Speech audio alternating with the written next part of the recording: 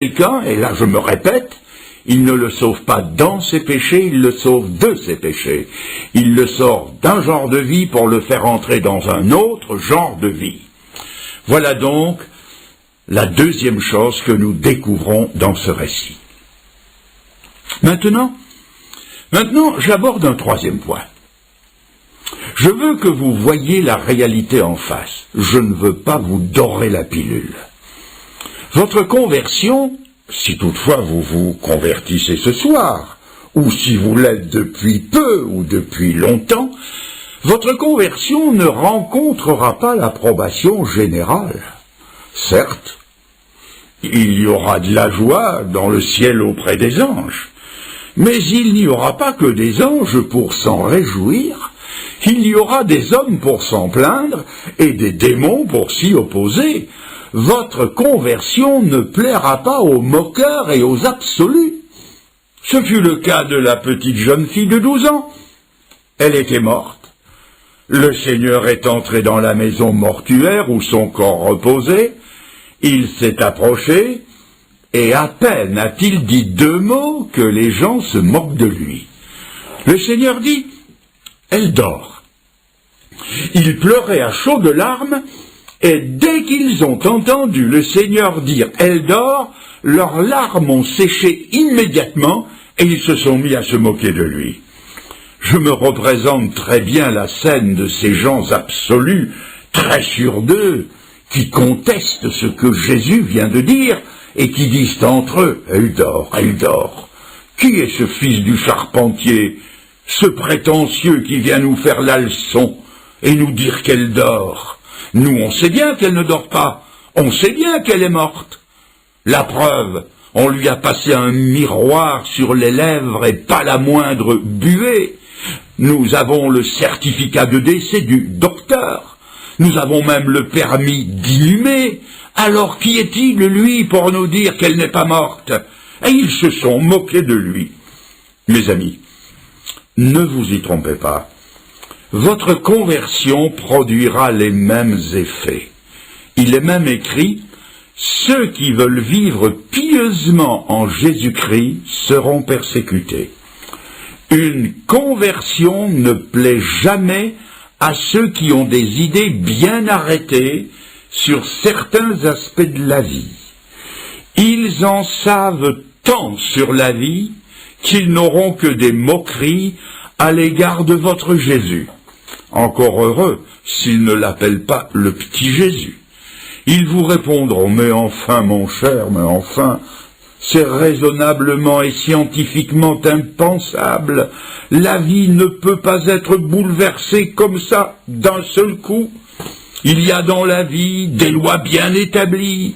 On doit les suivre. Il faut que jeunesse se passe, puis on se rangera, puis on se mariera, puis on travaillera, et puis. Ah, c'est qu'ils en connaissent bien plus que Jésus, le prince de la vie. Mais malgré toute leur connaissance, je remarque qu'ils ne peuvent rien changer à leur vie, ni surtout rien changer à l'état du monde. Et finalement, tout ce qu'ils savent faire, c'est se lamenter sur leur vie et pleurer sur le monde.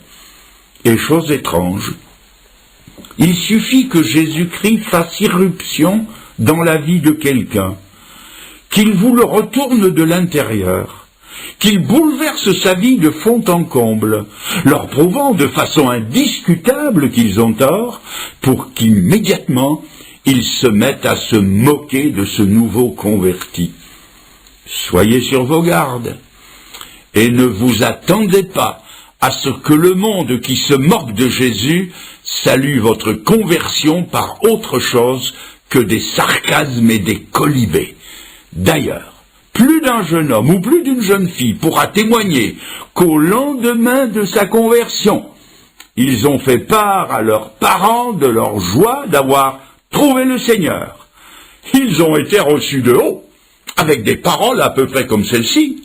Comment ce galopin qu'on a mis au monde, à qui on a donné le biberon, qu'on a élevé, qui n'a pas encore 20 ans, il viendrait nous apprendre les choses de la vie, lui qui n'y connaît encore rien. Bien sûr, le galopin en question ne connaît peut-être pas toutes les expériences de la vie, mais il connaît la chose qui compte, c'est qu'il était perdu et que maintenant il est sauvé, qu'il était mort et qu'il est revenu à la vie, et que surtout, il connaît celui qui est le prince de la vie. Deuxièmement, il faut savoir aussi que votre conversion ne plaira pas non plus aux gens intéressés, car il y a des gens intéressés. Prenez par exemple le cas du jeune homme qui est assis sur son cercueil. Le Seigneur passe dans sa vie, il lui parle, le miracle se fait, et d'un coup, il se redresse, s'assied, se met à parler, et en souplesse, il dégringole de son cercueil. Miracle stupéfiant. Mais avez-vous déjà pensé à la tête qu'a dû faire l'entrepreneur des pompes funèbres? Il a dû diminuer sa note de 50% pour n'avoir fait que la moitié de la cérémonie. Avez-vous pensé à la tête du fossoyeur qui attendait près de son trou et qui, en tapotant sur sa montre bracelet, de peur qu'elle ne soit arrêtée, s'est dit en lui-même « Mais qu'est-ce qu'ils font? Ils n'arrivent pas !» Il n'a plus eu qu'à reboucher son trou ou attendre un autre client. Ces deux-là n'y ont pas trouvé leur compte dans ces résurrections. Le Christ est un trouble fait, un empêcheur de danser en rond qui vient leur ôter le pain de la bouche. Ce que je viens de dire peut paraître burlesque, mais j'aimerais vous dire ceci. Pensez-vous que votre conversion va faire l'affaire du tenancier de bistrot quand il ne va plus vous voir venir pour boire la nisette le matin, l'apéritif à midi, le pastis à 4 heures et le restant du portefeuille le soir?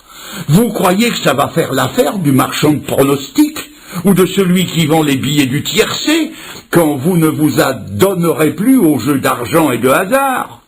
Croyez-vous que tout le monde va y trouver son compte?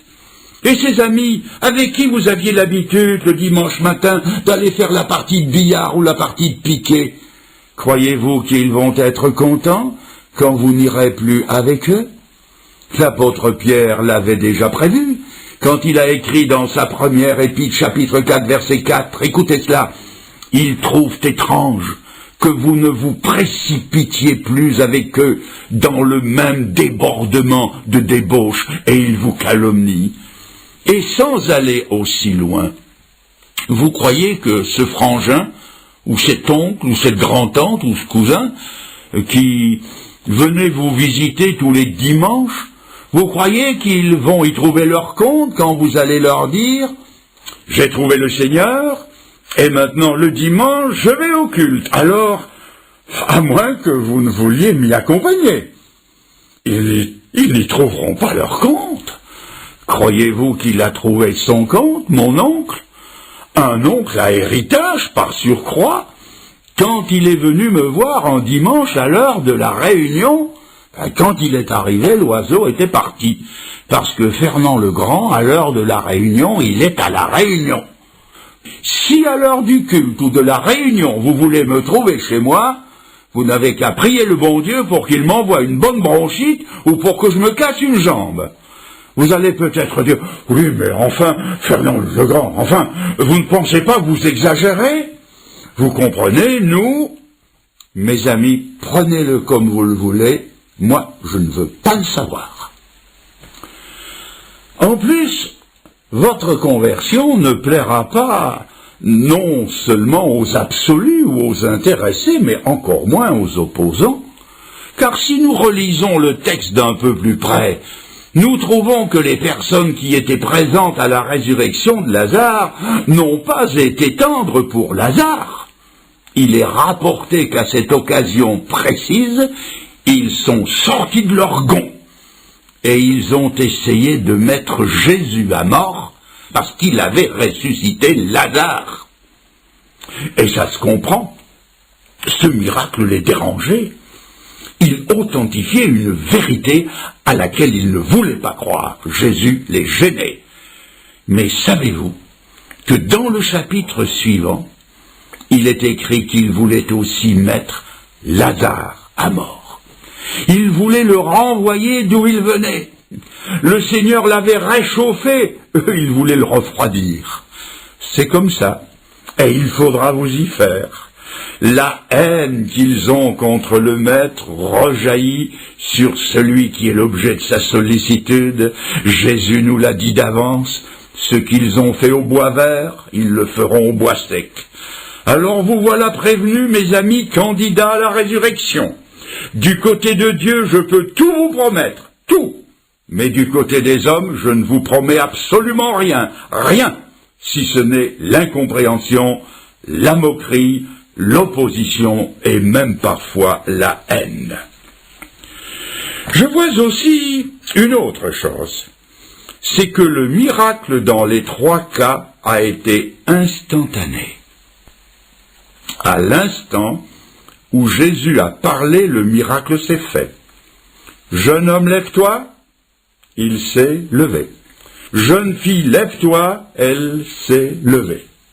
Lazare sort, et il est sorti. Le salut, c'est pareil. Le salut, ce n'est pas attendre, c'est croire. Il n'est pas dit « attends et tu seras sauvé ». L'Écriture dit « crois et tu seras sauvé ». Et l'Écriture nous présente le salut comme quelque chose d'instantané, quelque chose d'immédiat.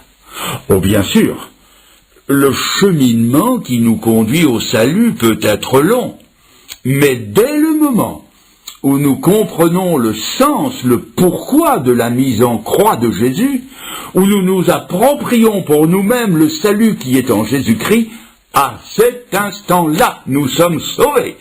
Et le meilleur moment pour croire, c'est celui où Jésus parle. Et l'Écriture dit, « Aujourd'hui, si vous entendez sa voix, n'endurcissez pas votre cœur. » Et aujourd'hui, pour chacun ici présent, le meilleur moment pour le salut, c'est maintenant.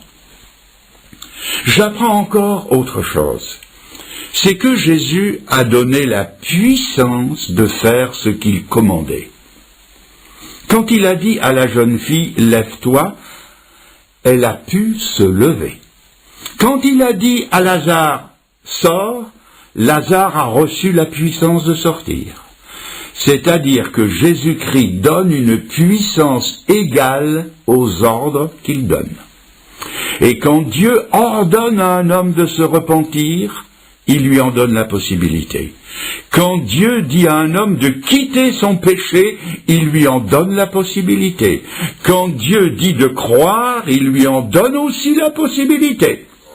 Ne me dites pas ce soir, Fernand le Grand, c'est au-delà de mes forces. Il était au-delà des forces de Lazare de sortir du tombeau. Mais il a suffi que le Seigneur lui dise « Lazare sort » pour que Lazare sorte.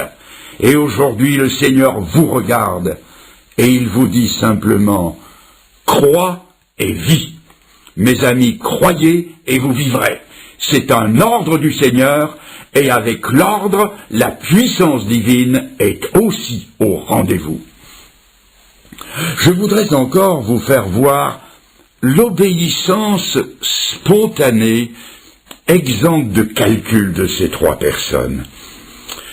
Je voudrais vous faire voir ce que les trois n'ont pas fait et ce qu'ils n'ont pas dit. Quand le Seigneur a dit à la petite fille « Jeune fille, lève-toi », la jeune fille n'a pas ouvert un œil plein de sommeil en disant « Oh Seigneur, on est si bien sur ce lit, laisse-moi encore un quart d'heure. » Le jeune homme à qui Jésus a dit « Lève-toi » n'a pas dit « Seigneur, si tu savais comme on est bien me porter sur les épaules des copains, tu sais Seigneur, en matière de suspension, Citroën ne fait pas mieux. Seigneur, laisse-moi encore un petit peu jusqu'à l'entrée du cimetière. » Non, bien sûr. Et quand Jésus a dit « Lazare sort », Jésus n'a pas entendu une voix caverneuse, pleine de sommeil, comme celle d'un étudiant que sa mère appelle le matin « Oh, ça va, j'arrive ». Non, ça s'est fait sur le champ. Ils ont tous les trois obéi spontanément à l'impulsion de l'esprit de vie qui était en eux. Et je crois que c'est ce qui caractérise un nouveau